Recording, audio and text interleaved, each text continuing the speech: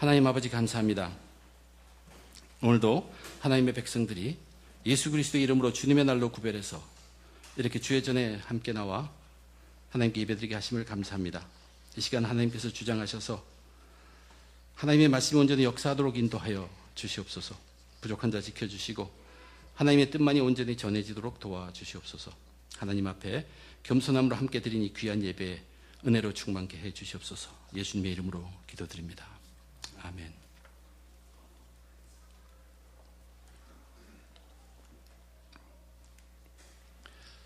누가복음에서 예수님께서 자신의 입으로 사랑에 대해서 처음 말씀하신 것이 누가복음 6장에 있습니다. 하나님의 말씀을 선포합니다. 거기서 예수님은 너희 원수를 사랑하라고 하시면서 원수 사랑하는 삶을 명령하셨습니다. 이 사랑에 대한 말씀을 마치신 후에 이제 예수님께 일어났던 몇 가지 일들을 누가복음 7장에서 기록하고 있습니다. 예수님께 일어났던 이 몇 가지 일들은 이제 믿음에 관한 이야기들입니다. 여기도 보면 입에 처음으로 예수님께서 믿음에 대해서 언급하십니다. 유대인이 아닌 이방인 한 백부장에게 그 믿음을 칭찬하시면서 이렇게 말씀하셨습니다. 내가 너희에게 이르노니 이스라엘 중에서도 이만한 믿음은 만나보지 못하였노라. 믿음을 직접 말씀하셨어요. 이미 그전에도 중풍병자의 친구들이 그 중풍병자를 예수님 앞에 데려오기 위해서 그들이 행한 것을 보시고 그들의 믿음을 보시고 중풍병자가 죄사함 받게 하시고 병도 낫게 하신 적이 있습니다. 그렇지만 그들의 믿음에 대해서 특별히 말씀하시진 않았습니다. 그런데 오늘 본문을 보면은 예수님은 그 백부장의 믿음을 직접 높게 아주 칭찬하십니다. 그리고 백부장이 원하는 대로 일을 이루어 주는데 그 일이 일어나는 것을 보면 기적입니다. 그리고 나서 그 다음 이야기는 예수님이 또한 놀라운 기적을 하나 베푸시는데 완전히 죽은 한 청년을 다시 살리시는 기적입니다. 그리고 이 기적들의 이야기가 세례 요한에게 전해졌습니다. 그때 세례 요한은 자기 제자들을 보내서 예수님께 이러한 질문을 합니다. 오실 그이가 당신이 오니까 우리가 다른 일을 기다려오리이까. 이 질문을 듣고 예수님은 요한의 제자들에게 그 요한에게 가서 전할 말을 들려줍니다. 이것이 오늘 본문의 내용인데 이 이야기들은 전부가 다 믿음과 관련된 이야기입니다. 당시 사람들의 믿음의 모습이 어떤가를 우리에게 분명히 보여주고 있습니다. 그것을 보면서 이것을 읽으면서 또한 우리는 예수님이 사역을 다 마치고 난 오늘을 사는 우리는 그러면 우리에게 믿음은 어떤 것인가를 아주 자연스럽게 깨닫게 하는 귀한 본문이기도 합니다. 예수 믿는 믿음에 관해서 우리 함께 살펴보면서 우리의 믿음 생활을 바르게 다시 결단해보는 시간이 되기를 원합니다. 우선 첫 번째 이야기는 믿음을 칭찬받은 한 백부장의 이야기입니다. 백부장은 한 100명 정도 병사를 거느린 로마 정부를 위한 군대의 통치자입니다. 유대인은 아니고 그런데 유대인들이 사는 지역에 책임을 맡았습니다. 그 군인은 성정이 착한 사람이었어요. 자기에게 한 종, 즉 노예가 있었는데 그 종은 특별히 총애받는 노예였는데 병을 알아서 시름시름 앓더니 이제 죽게 되었다는 얘기입니다. 거의 죽게 되었어요. 이 죽어가는 자신의 종을 백부장은 살리고 싶었습니다. 그리고 또한 이 백부장은 예수님에 관한 소문을 들었습니다. 소문을 듣고 알고 있는데 이 소문대로라면 예수님은 하나님의 아들이라는 생각이 드는 것입니다. 그분이 하나님의 아들로서 지금 병자들을 낫게 하신다는 그러한 생각이 그에게 믿어졌습니다. 과연 이 백부장이 어떻게 하나님을 알게 되었을까? 믿게 되었을까? 성경은 이야기하지 않고는 있지만 이 백부장은 자기가 책임 맡은 이스라엘 땅의 그 사람들을 사랑했습니다. 그래서 그 사람들이 믿고 있는 하나님께 관심을 두었고 점점 유대인들의 관습과 신앙을 배우고 율법의 하나님을 믿게 되었습니다. 그러나 자기의 직책상 할례받는 유대인이 되지는 않았습니다. 그렇지만 자기도 할 수 있는 하나님의 나라를 위해서 할 수 있는 일은 직접 한 것, 그것이 바로 유대인들을 위한 회당을 짓는 일, 그런 것이었습니다. 그래서 그 지역에 있는 유대인 사람들로부터 좋은 평판을 듣고 있었습니다. 그런 백부장이 이제 자기 종의 죽음이 임박했습니다. 그래서 자기의 신앙대로 자기 주위에 있는 유대인들에게 그 소문들은 예수님께 좀 부탁을 하고 싶어서 그 소문에 의하면 예수님은 능히 그 병을 고칠 수 있다는 것을 믿으니까 부탁을 하게 됩니다. 이 백부장은 하나님 앞에서의 자기의 신분을 스스로 알고 있었습니다. 그래서 이방인으로서 도저히 감히 예수님을 만나서 부탁할 만한 자기가 위치가 되지 않는다고 판단해서 유대 관습에 있는 대로 자기가 믿고 있는 유대인의 그 신앙대로 예수님께 자기의 근처에 있는 유대인 장로들을 부탁해서 예수님께 가서 부탁하도록 도움을 청했습니다. 이 부탁받은 장로들도 진심으로 돕고 싶었습니다. 그래서 예수님께 가서 예수님을 모시고 그 집을 향해서 오십니다. 근데 집에 거의 다다를 쯤에 백부장이 또 자기 친구들을 보내어서 예수님을 자기 집 안으로 들어오지 못하게 하십니다. 들어오시면 큰일 난다고 합니다. 그 이유는 자기의 이 집이 예수님을 감당할 만한 집이 못 된다는 얘기예요. 자기 집이 누추해서가 아니라 이것은 신앙적인 이유였습니다. 이것은 마침 하나님 앞에 죄가 있을 수 없고 죄인이 설 수 없다는 그것과 똑같은 생각입니다. 거룩한 하나님의 아들을 어찌 이 죄인, 유대인도 아니고 할례받지도 못한 자신의 집에 들어올 수 있겠느냐 하는 것입니다. 그것은 율법으로도 금지되어 있고 자기는 감당하지 못하는 것입니다. 그러면 어떻게 그 종을 고칠 수 있습니까? 들어오지 않으면 말씀 하나면 된다는 얘기입니다. 자기도 명령으로 병사들을 움직인다는 얘기. 그것을 이 사람은 권세라고 분명히 알고 있었고 소문으로 들은 예수님은 말씀의 권세가 엄청나다는 것을 그는 깨닫고 있었습니다. 말씀하시면 된다는 고백입니다. 여기까지 이 모든 것을 들으신 예수님께서 한 번도 만나보지도 않은 이 백부장의 믿음을 칭찬합니다. 예수께서 들으시고 그를 놀랍게 여겨 돌이키사 따르는 무리에게 이르시되 내가 너희에게 이르노니 이스라엘 중에서도 이만한 믿음은 만나보지 못하였노라 하시더라. 지금 중 자기가 만난 사람 중에서 최고의 믿음이라는 그런 것과 마찬가지입니다. 이 이야기 속에서 우리가 생각해 볼 것이 무엇입니까? 과연 예수님이 무엇을 보시고 백부장의 어떤 모습을 보시고 그의 믿음을 칭찬하였을까? 이 백부장은 칭찬받을 만한 많은 것들을 갖추고 있습니다. 선한 사람이에요. 자기 종 노예지만 아낄 줄 아는 사람입니다. 그리고 자기 다스리는 유대인의 그 땅에 좋은 일도 많이 하였고 주위에 있는 사람들도 사랑하고 특별히 겸손하고 그것이 많지만 과연 예수님은 과연 그런 것 때문에 그를 칭찬하였을까? 그런데 우리로 하여금 이 예수님이 무엇 때문에 칭찬하였다는 것을 발견할 수 있도록 이 누가복음이 기록하고 있습니다. 아, 예수님이 이것 때문에 그랬구나. 그것을 우리는 발견해내야 합니다. 백부장은 자기에게 문제가 생겼습니다. 어려움이 있었습니다. 그 종을 죽어가는데 살리고 싶습니다. 그래서 그 어려움을 해결하고자 소문의 예수님을 생각했습니다. 그 후로부터 이 백부장은 오직 예수님만을 집중합니다. 다른 것 전혀 생각도 안 합니다. 자기가 부탁하지만 자기도 없습니다. 오직 예수님입니다. 그리고 종을 위해서 부탁하지만 종도 빠져 있습니다. 오직 예수님입니다. 종이 병을 낫고 죽음에서 건지기를 부탁하지만 병 낫는 것, 죽음에서 거친 그것도 뒤로 가 있습니다. 오직 예수님입니다. 주위의 사람들은 그 사람이 이러이러한 사람이니까 주님 고쳐주세요. 도와주실만 합니다. 진정 사랑하는 사람입니다. 백부장 스스로도 그런 마음을 가질 수 있었지만 이 성경이 표현하는 이 백부장은 일단 예수님을 믿은 백부장은 그것은 다 치유돼. 그리고 백부장은 오직 예수님께만 집중하는 모습을 이 누가복음이 기록하고 있다는 얘기입니다. 종의 병은 고쳐질 것을 믿습니다. 강구하는 그는 오직 예수님께만 집중하고 있습니다. 이것이 예수님께서 칭찬하신 믿음입니다. 이 이야기 속에서 백부장이 우리가 읽어가면서 백부장이 이것을 읽고 있는 우리들에게 느끼게 하는 예수님이 누구입니까? 분명 하나님의 아들입니다. 감히 백부장은 그 앞에 나가서 자기가 부탁드릴 수도 없습니다. 하나님의 아들이기 때문에. 그리고 자기 집에 모실 수도 없습니다. 하나님의 아들이기 때문에. 그리고 말씀만으로 일을 해결해 주실 것을 그는 믿습니다. 하나님의 아들이기 때문에. 그리고 그 일은 그렇게 이루어졌습니다. 기적이 이루어졌습니다. 백부장은 예수를 직접 만나지도 않습니다. 예수님의 목소리, 음성을 직접 듣지도 않습니다. 그런데 하나님의 아들의 능력이, 그 능력이 죽어가는 백부장의 종을 넉넉히 고쳐서 낫게 하였습니다.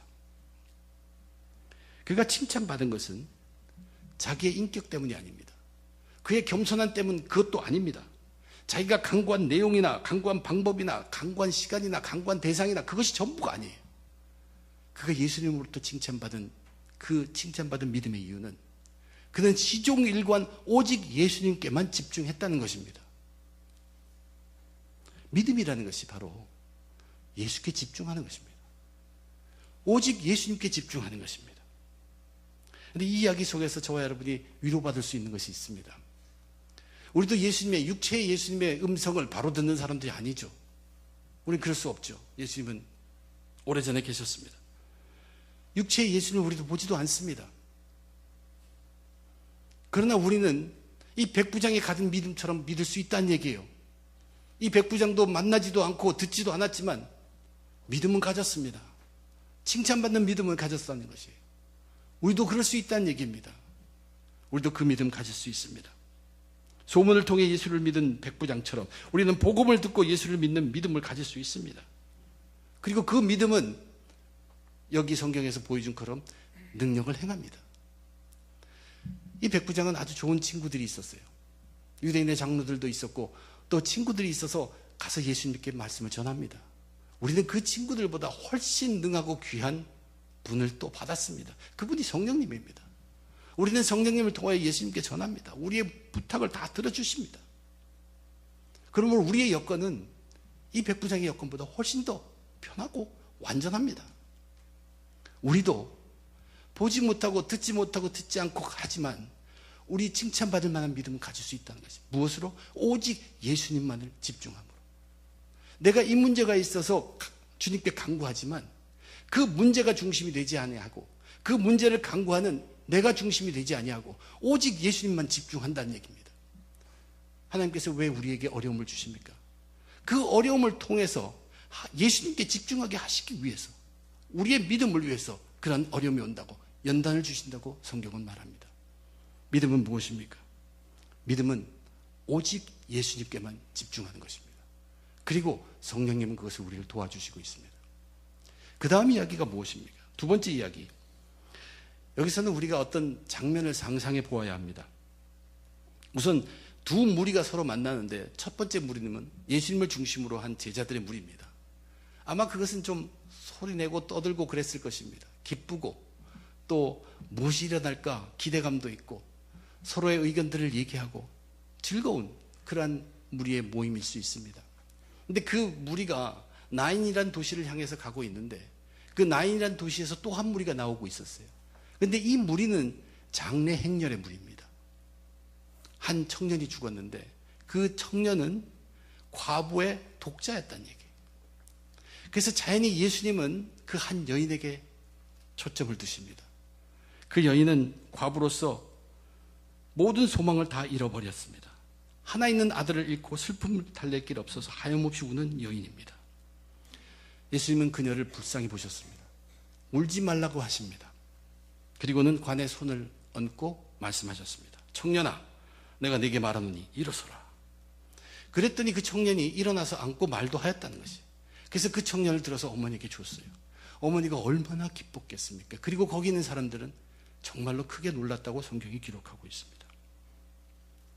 그리고 이 소식은 다시 예수님에 대한 소문으로 퍼져나갔습니다. 좋은 소식으로 퍼져나갔습니다. 예수님은 여기서 분명히 또 기적을 베푸셨죠. 과연 이것이 믿음과 무슨 관계가 있을까? 이 속에서 우리는 믿음의 흔적을 볼 수 있습니까? 믿음의 자취는 없습니다. 아직 믿음에 대한 이야기도 꺼내지 않고 있는 장면입니다. 그러나 이 광경은 우리 믿음이 궁극적으로 해야 하는 우리 믿음의 궁극적인 목적을 정말로 잘 그려놓고 있다는 얘기입니다. 이 광경 속에서 우리가 느끼는 것이 무엇입니까? 그 많은 무리들이 양쪽에서 오고 있는데 한쪽은 떠들썩했고 한쪽은 울고 있었습니다. 그들이 만나는 순간 한 사람의 죽음에 의해서 여기 떠드는 무리들은 잠시 조용해졌을 것입니다. 이쪽에서는 계속 울고 있을 것입니다. 여기서 우리가 느끼는 것이 뭐냐면 사망의 권세입니다. 죽음이라는 것 앞에 온 사람들이 인간이 무기력하다는 것을 철저하게 보게 하는 장면입니다. 죽음 앞에 우는 것 외에는 아무것도 할 수 없는 인간의 연약한 모습을 정말로 잘 나타내주고 있는 장면입니다. 이것이 바로 사망의 권세입니다. 사망의 권세는 우리 인간을 두렵게 만들고 그 두려움에 눌려 지내게 하면서 우리를 끌고 다니는 어둠의 권세입니다. 무기력과 슬픔과 절망 안에 쌓이기만 합니다. 그런데 어떤 일이 벌어졌습니까? 그런데 거기에서 예수님은 단번에 그 죽은 청년을 일으켜 세웁니다. 살리십니다.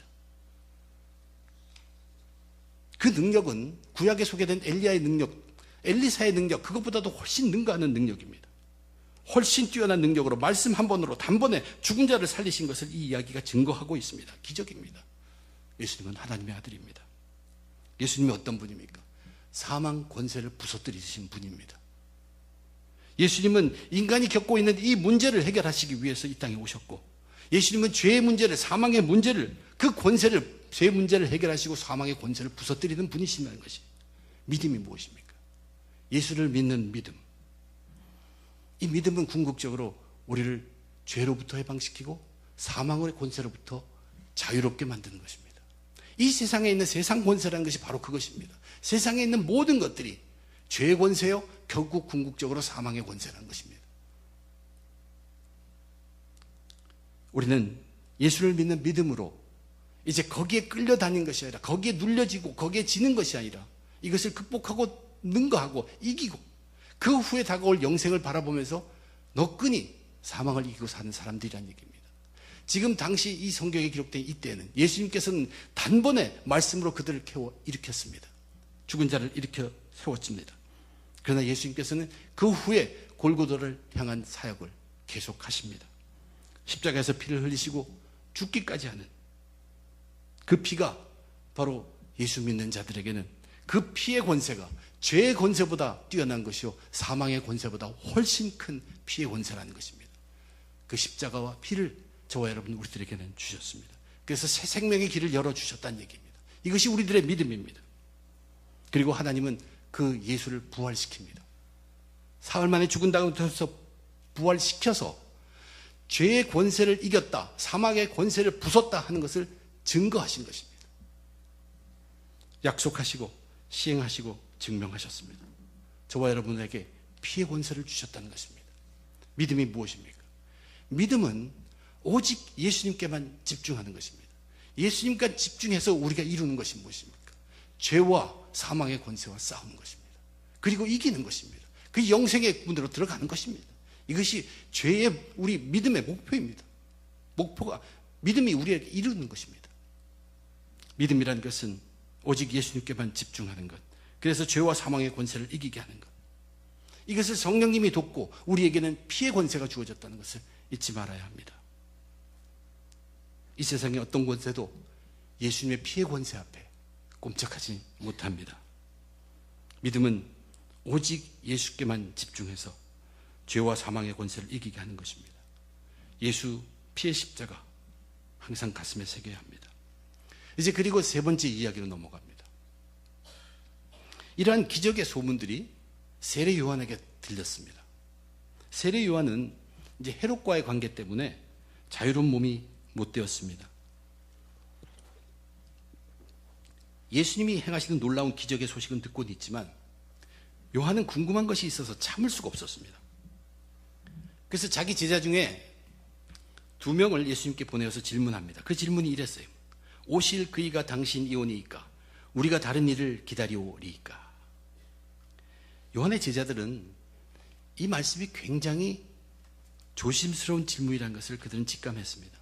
그래서 그들이 이 자기 선생 세례 요한의 말씀을 예수님께 전할 때 토시 하나도 다르지 않게 그대로 전합니다. 성경이 그렇게 기록해 놨어요. 왜 이 질문이 조심스러운 질문일까? 아마 질문의 태도는 굉장히 정중했을 것이에요. 그렇지만 그 내용으로 보아서는 이것은 예수님을 믿지 못하겠다는 것과 같은 말입니다. 사실 세례 요한에게 믿음이 있었는데 의심이 싹튼 것입니다. 흔들리는 믿음이라고 표현하지만 흔들리는 믿음은 믿음이 아닙니다. 의심이죠. 왜 이것이 의심의 질문일까? 세례 요한이 어떤 사람입니까? 예수님께 세례를 준 사람이에요. 세례를 줄 때 비둘기 형체로 성령이 와서 임하는 것을 목격했습니다.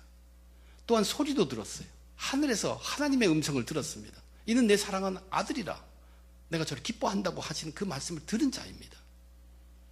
예수님이 메시아라는 것에 대해서 조금도 의심할 수 없을 만큼 확실한 것을 받은 사람입니다. 그런데 왜 지금 의심에 휩싸여 있습니까? 세례 요한은 예수님을 메시아로 믿었습니다. 그 메시아에 대한 자기 생각이 점점 커져갔어요. 그것이 너무 커가지고 결국 그는 의심에 빠지기 시작합니다. 메시아가 어떤 사람이라는 것에 자기 스스로 빠져들어간 것이에요.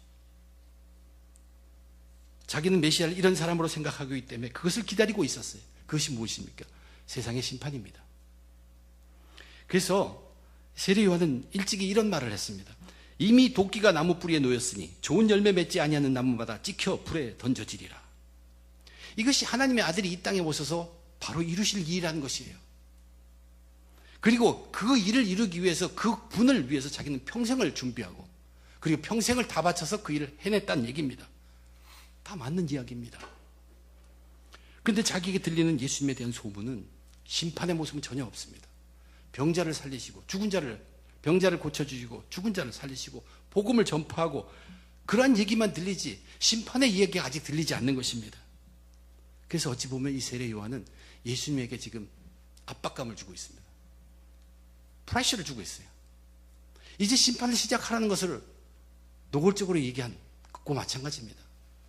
아니면은 만약 그렇지 않는다면 우린 다른 사람을 메시아로 기다리겠다. 이러한 불신의 말입니다. 크게 시험에 들었죠. 예수님에 대해서 의심이 생긴 것입니다. 근데 우리가 알고 있는 것이 있어요. 예수님은 심판주가 많습니다. 세례 요한이 틀린 것은 아니에요. 그러나 심판하시기 전에 예수님은 한 영혼이라도 더 구원하시는 그 구원의 사역이 남아 있습니다. 그것이 메시아입니다. 메시아의 사역이 그렇습니다. 근데 자기 생각이 큰 세례 요한은 그 메시아에 대한 전체 생각을 깨닫지 못했습니다. 주님은 지금 그 구원의 사역을 위해서 열심으로 달려가고 있습니다. 그런데 이 세 번째 이야기 속에서 우리가 깨달을 것은 그러한 내용보다도 왜 예수님께서는 저렇게 간절하게 예수님에 대해서 예수님이 메시아인가 아닌가를 알고 싶어 하는데 왜 쉽게 알아들을 수 있게 단번에 얘기를 하지 않느냐는 얘기입니다. 예수님께서는 충분히 세례 요한에게 그래 내가 바로 네가 기다리는 그 메시아다. 좀 기다려라고 왜 친절하게 설명해 주지 않는가? 세례 요한은 예수님을 위해서 그 길을 준비하느라고 평생을 살은 사람. 완전한 예수님 편입니다. 예수님을 얼마나 사랑하는지 모릅니다. 예수님도 세례 요한을 사랑합니다. 그러나 예수님은 옥에 갇힌 세례 요한을 찾아서 갔다는 성경의 기록은 없습니다.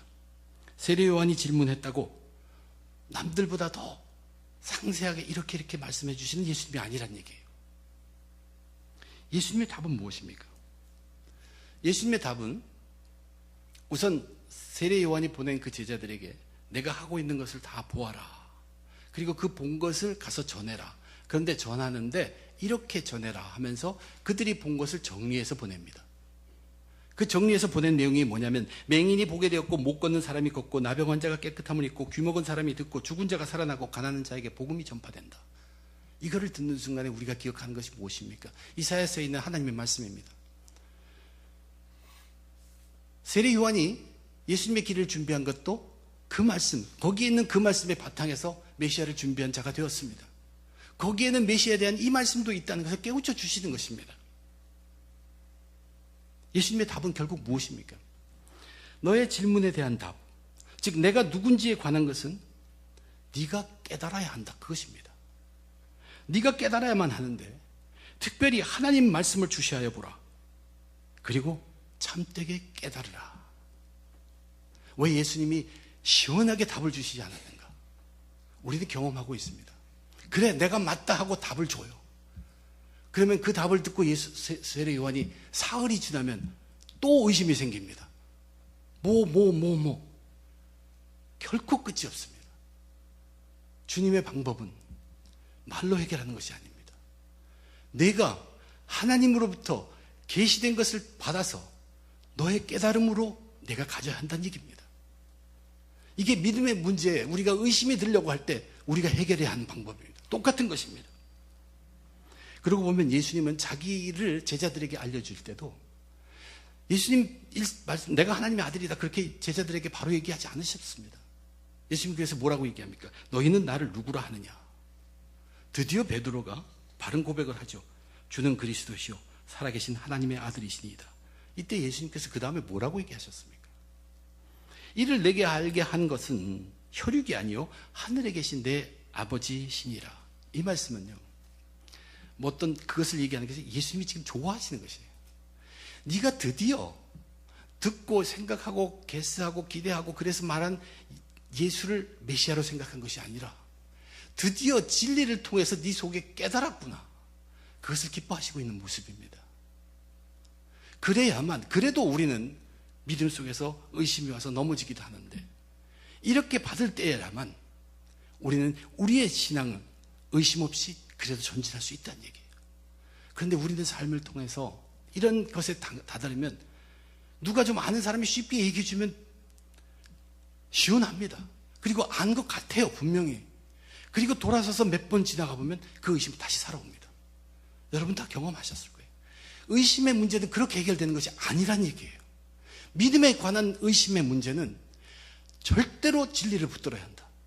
진리 속에 하나님께 구해서 우리의 믿음의 분량대로 하나님께서 주시는 그 비밀한 것을 밝혀주시는 것을 받으란 얘기예요. 그때만 너희들은 의심을 이길 수 있고 믿음으로 살아가게 된다는 것을 예수님은 분명하게 보여주고 있습니다. 세례 요한이 어떤 사람입니까? 믿음의 사람이에요. 그런데 실족했잖아요. 완전히 의심. 많은 사람들이 여기를 해석하면서 세례 요한이 너무나 위대한 사람이었기 때문에 의심하지 않은 것처럼 표현을 하는데, 이것은 분명히 예수님께 도전한 의심입니다. 예수님은 사람의 말로, 우리의 지식으로, 우리의 경험으로 이해되고 해석되어서 넘어갈 것이 아니라 우리의 머리로, 우리의 가슴으로, 우리의 삶으로 하나님께 구해서 하나님께서 비밀한 것을 가르쳐 주는데, 사람마다 분량이 다릅니다. 그 말은 하나님께서 엄청나게 자유롭게 각 사람에게 부어주신다는 뜻입니다. 거기에 맞도록 이해할 수 있도록 그 깨달음으로 우리는 믿음의 문제를 해결해 가야 합니다. 우리들도 믿음에 흔들려서 의심에 찰 때가 있습니다.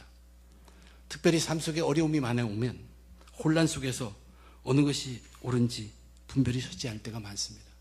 그럴 때 혹 누군가 와가지고 탁탁 정해주고 하면 참 좋을 것 같습니다. 얼마나 그걸 바랍니까? 그런데 그렇게 받아도 자기가 진실로 깨달아서 확신이 서지 않은 거고, 그렇게 하면 된대 한 것은 바로 그 다음에 다시 그것이 의심으로 돌아선다는 것을 우리는 경험 속에 알고 있다는 얘기예요. 특별히 믿음의 문제는 그렇습니다. 의심의 유혹은 항상 찾아옵니다. 머릿속에서 생각난 말로만 믿음의 문제가 해결되는 것이 결코 아니란 얘기입니다. 믿음이 도전받을 때, 의심에 의해서 도전받을 때는 우리는 첫 번째 예수님께 집중해야 합니다. 그리고 그 예수님에 집중한 그 믿음이 우리의 죄의 문제, 그리고 죽음의 권세, 이런 것을 능히 이길 수 있다는 확신을 가지고 계속 진리에 붙어 있어야 합니다. 하나님의 말씀입니다. 예수님도 세례 요한에게 그가 잘 알고 있는 이사야서의 말씀을 생각나게 한 것이, 진리의 말씀을 보면 내가 생각하는 심판의 메시아도 있지만 사랑의, 이 구원의, 영혼을 사랑하시는 메시아의 모습이 가득하다. 깨달으라고 해요. 말과 머리와 지식에 의한 이해를 넘어서 삶과 마음과 가슴에 의한 진리를 통한 깨달음이 있어야 합니다. 하나님 말씀을 통해 하늘에서 밝혀주는 계시, 그 은혜는 정말로 말로 할 수 없을 만큼 아름답습니다. 우리의 믿음이 흔들리지 않게 해주십니다. 근데 오늘 본문의 마지막 말씀은 믿음이 흔들리는 자를 정말로 무섭게 경고하고 있습니다. 누구든지 나로 말미암아 실족하지 아니하는 자는 복이 있도다. 다른 번역을 보면 나에게 의심을 품지 않는 자는 복이 있다. 우리는 예수님에 대해서 의심을 갖게 될 때가 있다는 얘기입니다. 믿음은 무엇입니까? 오직 예수님께 집중하는 것이에요. 백부장이 보여준 것처럼 100% 예수님을 믿습니다. 조금도 의심하지 않고 믿고 따르는 것입니다. 의심의 죄에 빠지지 않도록 든든히 잡아주는 것 우리에게 주셨습니다. 하나님의 말씀입니다. 그거 붙들고 자기가 해결해야 합니다. 믿음의 문제는 말씀을 떠나서는 안 됩니다. 말씀을 붙들고 하나님이 어떻게든 자기에게 주시는 것으로 해결해야 합니다. 쉽게 이 말 듣고 그렇게 했다가는 다시 또 의심에 빠져든다는 얘기입니다. 다행히 귀한 말씀을 들어서 해결받을 수 있으면 다행이지만 저와 여러분 우리들은 믿음의 사람들이에요. 믿음은 어떤 환경이든 그게 좋은 환경이든 어려움의 환경이든 우리의 믿음이라는 것은 예수님께 집중하는 것이 믿음입니다. 그것을 떠나서 자기라도 떠나서 그 문제를 떠나서 우선 예수님께 집중할 수 있는 것, 하나님께서 우리에게 어려움을 주시고 그런 기회를 주신 것은 정말로 우리에게 주시는 블레싱입니다. 축복입니다. 왜냐하면 예수님께 그만큼 집중할 수 있도록 해주시기 때문입니다. 그것이 바로 성령님이 우리를 오늘도 도우시고 있는 것입니다. 믿음은 이렇게 오직 예수님께만 집중해서 이 세상에서 살아가면서 죄를 이기게 하고 사망의 권세를 이기게 합니다. 그것을 위해서 예수님께서는 십자가에 달려서 그 피를 흘리시고 그 피의 권세를 우리에게 주셨다는 얘기예요. 이것보다 귀한 복된 사람들이 이 세상에 어디 있습니까? 그리고 우리는 이 믿음의 길을 굳건하게 가야 합니다. 흔들리지 말고 가야 합니다. 오직 예수님께 집중해서 죄와 사망의 권세를 이기게 하기 위하여 우리는 하나님의 말씀을 붙들고 그 속에서 하나님이 주시는 그 귀한 비밀을 풀어주시는 그 계시 속에서 은혜로 받고 그것을 믿으며 그 깨달음으로 해결하고 살아가야 한다는 뜻입니다. 이 시간 이후로 우리를 도와주시기 위해서 예수님은 가득히 베풀어 주셨어요. 성령도 보내주시고 또한 십자가에서 피도 흘려주시고 피의 권세를 해결해 주시고 또한 귀한 하나님의 말씀에 대한 교훈들도 듬뿍 주셨습니다. 우리는 오직 예수님께만 집중해서 죄와 사망의 권세를 이겨가며 흔들리지 않는 믿음으로 끝까지 승리하시길 주님의 이름으로 축원드립니다. 기도하겠습니다. 하나님 아버지 은혜를 감사합니다. 저희 부족한 죄인들이 또한 하나님의 말씀 앞에 왔습니다. 주님께서